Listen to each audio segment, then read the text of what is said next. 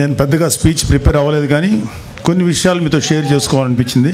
So చాలాసార్లు చాలా వేదికల్లో అందరూ చెప్పిన మాట మళ్ళీ ఇంకొకసారి మీతో గుర్తు చేస్తున్నాను. కూటమి ప్రభుత్వం వచ్చి 7 నెలలు అయింది. ఇంకా అది ఇచ్చేయలేదు, ఆ స్కీమ్ రాలేదు, ఈ వెల్ఫేర్ స్కీమ్ రాలేదని నోటుకు వచ్చినట్లు వాగే వైసీపీ గోండాలకి, కుక్కలకి, వైసీపీ సన్నాసులకి ఒక విషయం చెప్పు. వృద్ధులు వితంతువుల పెన్షన్ ఒకేసారి 1000 పెంచి 4000 1వ తేదీనే వాళ్ళ ఇళ్ళ దగ్గరే ఇస్తున్నాం. దివ్యాంగులకి రెట్టింపు పెన్షన్ అందిస్తున్నాం. ప్రతి నెల 64 లక్షల మంది పెన్షన్దారులకు పెన్షన్ ఇవ్వడానికి దాదాపు 20,537 కోట్లు కూటమి ప్రభుత్వం ఖర్చు చేస్తుంది. ఏడాదికి 33,000 కోట్లు. 5 ఏళ్లలో 1.60 lakh crores పెన్షన్స్ కోసం ఖర్చు చేస్తుంది. ఇది దేశంలోనే ఒక పెద్ద రికార్డు. గత జగన్ ప్రభుత్వం మొదటి 4 నెలల్లో పెన్షన్ 250 రూపాయలు పెంచడం తప్ప మరి ఏ ఇతర నవరత్న హామీలను కూడా అమలు చేయలేదు. గుర్తుపెట్టుకోండి. రాజధాని అమరావతికి 15,000 కోట్లు, పోలవరానికి 12,000 కోట్లు కేంద్రం నుంచి నిధులు సంపాదించుకున్నాం. దీపం పథకం ద్వారా 80 లక్షల మంది లబ్ధిదారులకి ఏడాదికి 3 వంట గ్యాస్ సిలిండర్లు అందిస్తున్నాం. రాష్ట్ర వ్యాప్తంగా గుంటలు పడ్డ రోడ్లు 361 కోట్లతో మరామతులు ప్రారంభించాం. డోలీ రహిత మన్యం కార్యక్రమంలో భాగంగా గిరిజన గ్రామాలకు రోడ్ల సదుపాయం కల్పిస్తున్నారు. గిరిజన ప్రాంతాల్లో అత్యవసర వైద్యం కోసం ఫీడర్ అంబులెన్స్లు ఏర్పాటు చేశారు. మెగా డిఎస్సి ద్వారా యువతకి 16,347 ఉపాధ్యాయ నియామకాలు, 6,100 పోలీసు ఉద్యోగాల నియామకాలకి చర్యలు చేపట్టారు. ఉచిత ఇసుక సరఫరా వల్ల పేదల మీద ఆర్థిక భారం పడకుండా చూశారు. చెత్త పన్ను, ల్యాండ్ టైటిలింగ్ యాక్ట్ రద్దు చేశారు. మత్స్యకారుల ఉపాధిని దెబ్బతీసి 217, 144 జీవోలు రద్దు చేశాం. దాదాపు 20 ప్రముఖ కంపెనీలు 6,33,568 కోట్లు పెట్టుబడులు పట్టేందుకు ముందుకు వచ్చాయి. తద్వారా 4 లక్షల ఉద్యోగాలు రానున్నాయి. 48 గంటల్లో ధాన్యం కొనుగోళ్లు సొమ్ము రైతు ఖాతాలో జమ చేస్తున్నారు. విత్తనాలు, ఎరువులపై రాయితీలు అందజేస్తున్నాం. 4,500 కోట్లతో 13,000 పంచాయతీల్లో 30,000 పనులకు శ్రీకారం చుట్టారు. ఉపాధి హామీ పథకం ద్వారా 7,315.74 కోట్లు కేంద్రం నుంచి విడుదలయ్యేలా చేశారు. విశాఖ రైల్వే జోన్కు 52 ఎకరాలు పూర్తి హక్కులతో కేటాయించారు. విశాఖ ఉక్కు పరిరక్షణకు చర్యలు తీసుకుంది. ఫ్యాక్టరీ పునరుజ్జీవానికి కేంద్రం నుంచి 11,440 కోట్లు కేటాయింపులు జరిగాయి. విశాఖలో టీసీఎస్ డేటా సెంటర్ ద్వారా 10,000 ఉద్యోగాలు రాబోతున్నాయి. గంజాయి డ్రగ్స్పై ఉక్కుపాదం 5 మంత్రులతో కమిటీ ఏర్పాటు చేశారు. నియంత్రణకి ఈగల్ టీం ఏర్పాటైంది. డ్వాక్రా మహిళలకు వడ్డీ లేని రుణాలు 5 లక్షల నుంచి 10 లక్షలు పెంచారు. విపత్తు సాయం కింద హెక్టార్కు 10,000 నుంచి 2,000కు పెంచారు. కర్నూలులో హైకోర్టు బెంచ్ స్థాపనకు అసెంబ్లీ తీర్మానం చేసింది. కర్నూలు జిల్లా ఓరవకల్లు, కడప జిల్లా కొప్పర్తి పారిశ్రామిక వాడల్లో 25,000 కోట్ల పెట్టుబడులు, 75,000 మందికి ఉపాధి కల్పనకు కేంద్రం నుంచి సాధించాం. తక్కువ ధరకే నాణ్యమైన మద్యం సరఫరా చేస్తున్నారు. గీత కార్మికులకు 10% మద్యం షాపులు కేటాయించారు. చేనేత కార్మికులకు జీఎస్టీ రియంబర్స్మెంట్ అమలు చేశారు. స్వర్ణకారులకి, మాజీ సైనికులకి సంక్షేమానికి ప్రత్యేక కార్పొరేషన్లు ఏర్పాటు చేశారు. 60 ఏళ్లు దాటిన వారికి ఏపీఎస్ఆర్టీసీలు, బస్సుల్లో 25% రాయితీ ఇచ్చారు. దేవాలయాల్లో ధూపదీప నైవేద్యాలకు 5,000 నుంచి 10,000కు పెంపు చేశారు. అర్చకుల వేతనం 10,000 నుంచి 15,000కు పెంచారు. 198 అన్నా క్యాంటీన్లు తిరిగి ప్రారంభించారు. హై స్కూళ్ళల్లో కూడా విద్యార్థులకి డొక్కా సీతమ్మ పథకం కింద మధ్యాహ్న భోజన పథకాన్ని అమలు చేస్తున్నారు. ఇవి కాకుండా ఇంకా చాలా చాలా చాలా చేస్తున్నారు. అయినా సరే కూటమి ప్రభుత్వం ఏమీ చేయట్లేదు అని చెప్పే వాళ్ళకి కళ్ళు మూసుకొని బలవంతంగా నిద్ర నటించేవాడిని మనం ఏం చేయలేం. వైసీపీ ప్రభుత్వం అలాంటిదే. సో ఇందాక నుంచి నేను చేస్తున్న స్టేజ్ మీద ఉన్న చాలామంది ఆలోచించారు మన వాళ్ళందరూ, కొంచెం పెద్ద మనిషి తరాగా. నాకు అంత పెద్ద మనిషి తరా చేత కాదు. పెద్దిరెడ్డి అక్రమాల గురించి కొంచెం మాట్లాడుకుందాం. అంటే నేను రాయలసీమకి ఎలక్షన్ క్యాంపెయిన్కి ఓన్లీ తిరుపతి వరకే వచ్చాను, ఒకసారి కలిగిరి దాకా వచ్చాను. ఆ తర్వాత రావడానికి నాకు అవకాశం దొరక్క నేను పవన్ కళ్యాణ్ గారి పిఠాపురం నియోజకవర్గంలో పనిచేయాల్సి వచ్చింది. అయితే చాలామంది ఇక్కడ చెప్పారు ఏంటంటే పెద్దిరెడ్డికి మేము చాలా భయపడతారండి మన వాళ్ళందరూ. చాలామంది కొంచెం మీరు జాగ్రత్త అని. పెద్దిరెడ్డి కదయా, వాళ్ళ నాయకుడు జగన్మోహన్ రెడ్డి కదయా, వాళ్ళ నాన్న రాజశేఖర రెడ్డిగా భయపడలేదు, ఇతనెంత అని చెప్పి. న్యాయంగా ధర్మంగా ముందుకెళ్ళేటువంటి గొప్ప నాయకుడు పవన్ కళ్యాణ్ గారి నాయకత్వంలో పనిచేస్తున్న మాకు పెద్దిరెడ్డి కాదు కదా, ఏ సుబ్బారెడ్డి పిచ్చిరెడ్డి కూడా మాకేమో లెక్కలేదు. Don't care. సో ముందు పెద్దిరెడ్డి అక్రమాల గురించి ఇక్కడంతా స్టేజ్ మీద ఉన్న చాలామంది ఉన్నారు మా జన సైనికులు, వీర మహిళలందరూ. అలాగే ఇక్కడున్న ఏ రాయి రప్ప చెట్టు పుట్టం కదిలించినా సరే ఈ పెద్దిరెడ్డి అక్రమాలు ఎన్ని దారుణాలు చేశారు ప్రతి ఒక్కళ్ళు చెప్తారు. లాస్ట్ టైం వచ్చినప్పుడు కూడా చెప్పారు, అయినా ఒకసారి మీకు గుర్తు చేయదు. అన్నీ ఉన్నాయి, అన్ని లిస్ట్ ఉన్నాయి. రాయలసీమ మొత్తం మీద దాదాపు 23 ఎకరాల భూమిని దోచుకున్నాడు ఈ పెద్దిరెడ్డి. ఆయన దోచుకున్న భూముల రికార్డులు లేకుండా తన అనుచరులతో మదనపల్లి తహసీల్దార్ కార్యాలయంలో ఫైల్స్ దగ్ధం చేయించాడు. తగలబడిన ఫైల్స్ చాలా వరకు 22A కింద ఉన్న ప్రభుత్వ భూములకు సంబంధించిన డాక్యుమెంట్లు ఉందని సిఐడి అధికారులే నిర్ధారించారు. పుంగనూరు పాడి రైతులు నిలువున దోపిడీ చేస్తున్నారు. లీటర్ పాలకి కేవలం 20 రూపాయలు ఆయనే నిర్ధారించి తన సొంత డైరీకి పాలు తరలించాలని పాడి రైతుల్ని బెదిరిస్తున్నారు. ఇప్పుడు కాదులే, ఒకప్పుడు మొన్న ఎలక్షన్స్ వరకు. అలాగే మైనింగ్ మాఫియా తయారు చేసి నిబంధనలకు అనుగుణంగా మైనింగ్ చేసే వాళ్ళని, న్యాయంగా ధర్మంగా మైనింగ్ చేసే వాళ్ళని బెదిరించి వారి వ్యాపారాలు దోచుకున్నారు. పుంగనూరు, మదనపల్లి, తొంబడపల్లి కేంద్రంగా అక్రమ క్వారీలు, ఇసుక, గ్రావెల్ మాఫియా నడుపుతున్నారు. తిరుపతి మఠం భూములను ఆక్రమించుకున్నాడు. వడమాలపేటలో మండలంలో గుజరాతీ వ్యాపారిని అతని కుటుంబ సభ్యులను బెదిరించి ఆస్తులు రాయించుకున్నారు.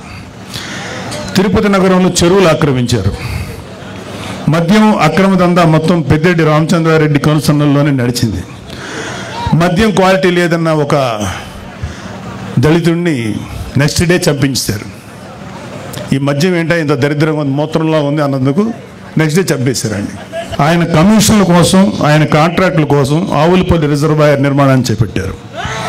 దీనివల్ల 100 కోట్లు నేషనల్ గ్రీన్ ట్రిబ్యునల్కి పెనాల్టీ చెల్లించారు. పొంగనూరు నియోజకవర్గం పులిచెర్ల మండలం మంగళంపేటలో విలాసవంతమైన భవనం కోసం 70 ఎకరాల పైగా ఆక్రమించుకున్నారు. అటవీ శాఖ భూములు ఆక్రమించి మార్కెట్ యార్డ్ నిధులతో రోడ్లు వేసుకున్నాడు. ఎర్రచందనం అక్రమ రవాణా కోసం అడవుల్లో రోడ్లు వేయించుకున్నారు.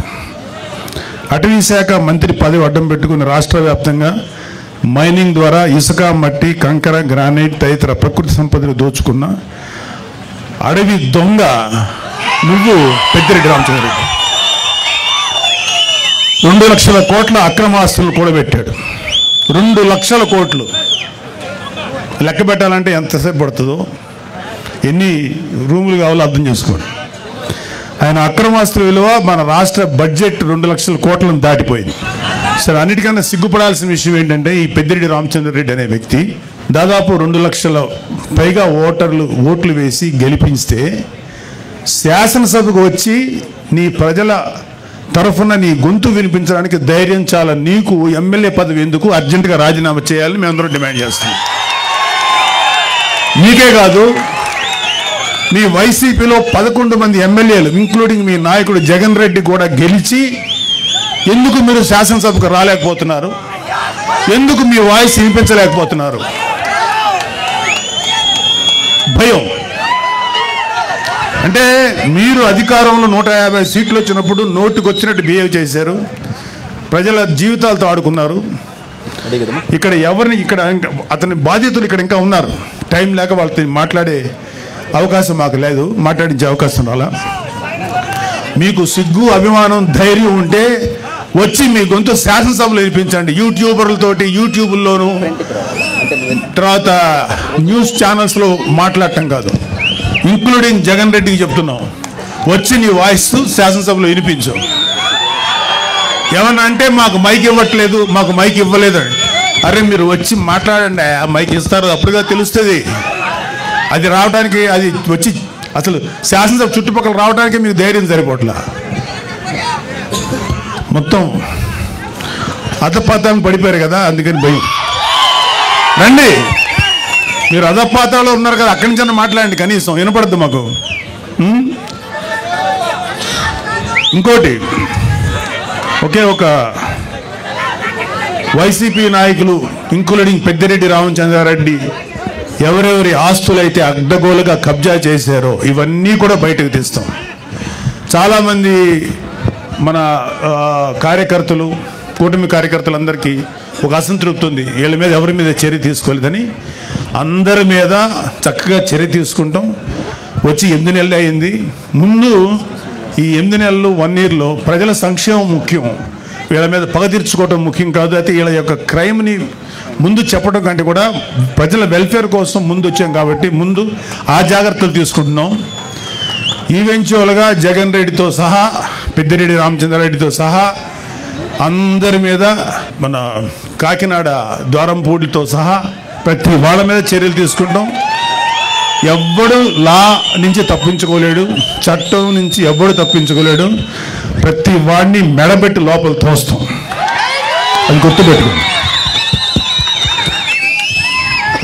చివరగా ఒక చిన్న మాట, రైతు మీటర్ల పేరుతో 1500 కోట్లు విడుదల చేశారు, ఒక్క మీటర్ బిగించలేదు. ఆ 1500 కోట్లు ఏమయ్యాయి? Mister Peddireddy, you have to answer. మీ పార్టీలో మీతో పాటు మైనింగ్ వ్యాపారం చేసిన బాలినేని శ్రీనివాసరెడ్డి షేర్లు లాక్కున్నది నిజమా కాదా? ఆన్సర్. గతంలో మీరు లిక్కర్ వ్యాపారంలో రాజ్ కసిరెడ్డితో కలిసి 50-50 షేర్ బిజినెస్ చేసింది నిజమా కాదా?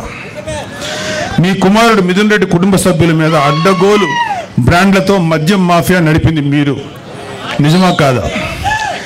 ఎన్నికల సమయంలో ప్రజలను భయభ్రాంతులకు గురి చేసి అక్రమంగా గెలిచిన మీరు ఈరోజు నియోజకవర్గంలో అడుగు పెట్టాలంటే భయపడిపోయే స్థితిలో ఉన్నారు, నిజమా కాదా?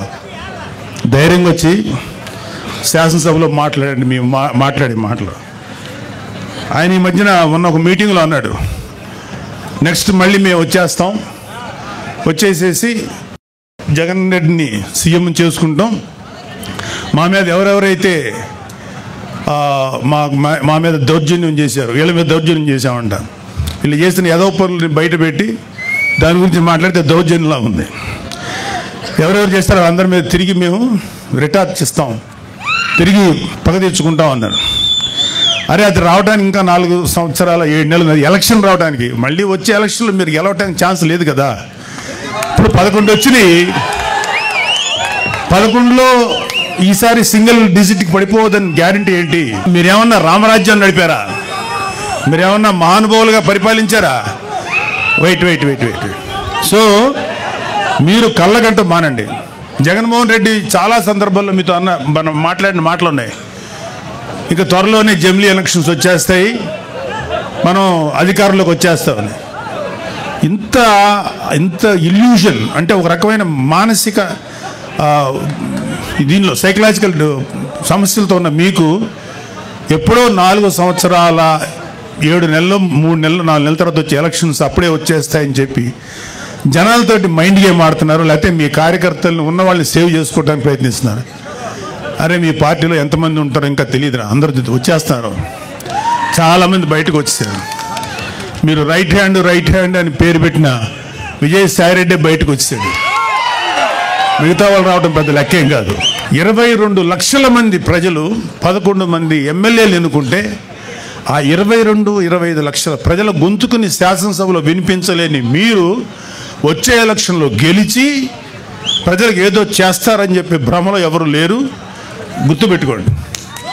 మీకు అందరికీ కూడా ఇంకొక 1 year 2 years లోపల అందరికీ మీ నేరాలకి, మీరు చేసిన అక్రమాలకి ఆన్సర్ చెప్పుకోవాలి. అలాగే కలిగిరి సభలో పెద్దిరెడ్డి రామచంద్రారెడ్డి గారి గురించి, అంటే ఈయన మాఫియా గురించి మోడీ గారు ఏమన్నారంటే, ఈ మైనింగ్ మాఫియా, ఎర్రచందనం మాఫియా వీళ్ళందరినీ తుంగలోకి తొక్కుతానని చెప్పారు. మోడీ గారు ఇంకా ఏం అనలేదు, మాకేం కాదని అని మీరేం సంతోషపడకండి. మీ నెత్తి మీద కత్తి ఏలాడుతుంది విత్ దారం సపోర్ట్తో. ఆ దారం ఎప్పుడైనా తెగుద్ది, అది మీ నెత్తి మీద గుచ్చుకుంటుంది, గుర్తుపెట్టుకోండి.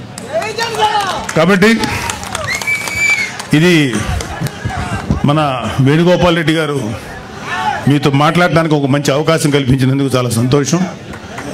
సో పవన్ కళ్యాణ్ లాంటి నాయకుడు నాయకత్వంలో పనిచేస్తున్నందుకు మా అందరికీ చాలా గర్వంగా ఉంది.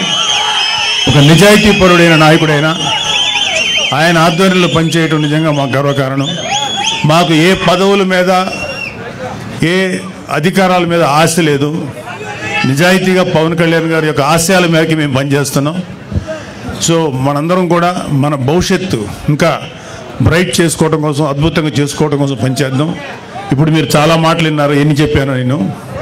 వెల్ఫేర్ కార్యక్రమాలు, ఇంకా చాలా కార్యక్రమాలు ముందుకు వస్తాయి. మన విలేజెస్ రోడ్లు ఎంత పాడైపోయాయో మీ అందరికీ తెలుసు. ఆ రోడ్లు పవన్ కళ్యాణ్ గారు ఎలా బాగు చేస్తున్నారో తెలుసు.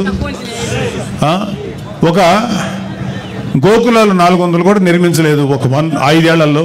వచ్చిన 6 నెలల లోపల దాదాపు 11,000 గోకులాలు, ఇంకో 11,000 గోకులాలు తయారీలు ఉన్నాయి. అసలు పంచాయతీరాజ్ శాఖగా చేశాడు ఆయన పెద్దిరెడ్డి రామచంద్రారెడ్డి. అటవీ శాఖ మినిస్టర్గా చేశారు. పవన్ కళ్యాణ్ గారు చేస్తున్నారు.